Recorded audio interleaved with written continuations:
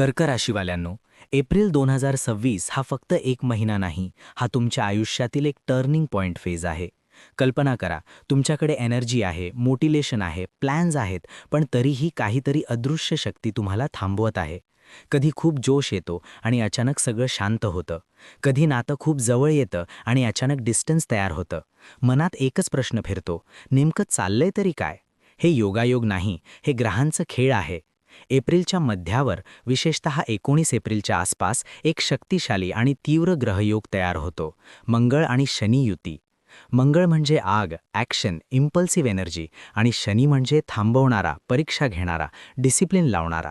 जेव्हा हे दोघे एकत्र येतात, तेव्हा आतमध्ये एक संघर्ष सुरू होतो. करायचं खूप आहे, पण काहीतरी अडवतंय. कधी मोटिवेशन पीकवर जातं, तर कधी अचानक झिरो होतं. कधी राग अनकंट्रोलेबल होतो, तर कधी गिल्ट जाणवतं. पण लक्षात ठेवा, हा योग तुम्हाला तोडायला नाही, तर घडवायला आला आहे. एप्रिलच्या सुरुवातीला बुध आणि राहूचा प्रभाव तुमच्या मनावर धुकं तयार करतो. बुध म्हणजे विचार आणि क्लॅरिटी, तर राहू म्हणजे इल्युजन आणि ओव्हर थिंकिंग. त्यामुळे सतत मनात प्रश्न निर्माण होतात. मी योग्य डिसिजन घेतोय का? समोरचा खरंच प्रामाणिक आहे का? तुम्ही बाहेरून नॉर्मल दिसाल, पण आतमध्ये एक सायलेंट वॉर चालू असेल. नात्यांमध्येही हाच पॅटर्न दिसेल. कधी खूप जवळीक, कधी अचानक डिस्टन्स, कधी प्रेम तर कधी इगो क्लॅश. शनी रिलेशनला टेस्ट करतो, मंगळ रिॲक्शन वाढवतो आणि सूर्य इगो ॲड करतो. त्यामुळे नातं तुटणार नाही, पण स्ट्रॉंग होण्यासाठी टेस्ट होणार आहे. हा महिना बाहेर नाही, तर आतमध्ये चालतोय. रात्री झोपताना विचार थांबत नाहीत, ओव्हर थिंकिंग वाढतं, अँक्झायटी जाणवते. पण एक गोष्ट लक्षात ठेवा, क्लॅरिटी बाहेर नाही, ती तुमच्या आत आहे. जर तुम्ही स्वतःला ऐकलं, तर सगळे आन्सर्स मिळतील. ग्रह तुमच्या शरीरालाही संकेत देत आहेत. बृहस्पती 12व्या भावात असल्यामुळे पोटाचे त्रास, अँक्झायटी आणि स्लीप इश्यूज जाणवू शकतात.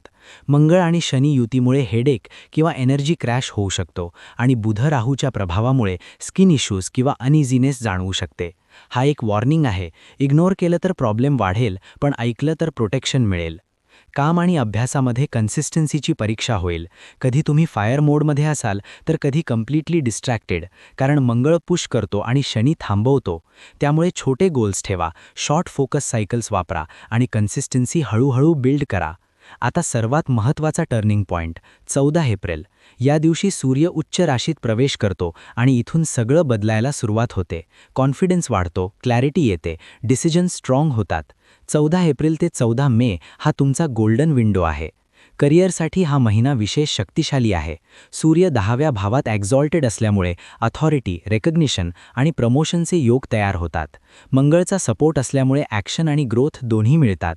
जॉब शोधत असाल तर संधी मिळू शकते. प्रमोशनची वाट पाहत असाल तर चान्सेस स्ट्रॉंग आहेत. कॉन्फिडन्स वाढला की रिझल्ट मल्टिप्लाय होतो, हे लक्षात ठेवा.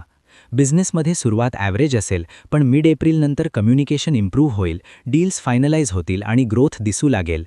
पेशन्स ठेवा, कारण एंड स्ट्रॉंग आहे. भाग्याबद्दल बोलायचं झालं तर हो, पूर्ण साथ मिळत नाही. थोडा डिले, थोडी अडचण जाणवेल, पण तुमची मेहनत खूप पॉवरफुल आहे. लक स्लो आहे, पण तुमचा एफर्ट फास्ट आहे आणि हाच डिफरन्स तुम्हाला पुढे नेणार आहे. कर्क राशीवाल्यांनो, हा महिना तुमचं नशीब बदलणार नाही, पण तुम्हाला बदलायला भाग पाडणार आहे.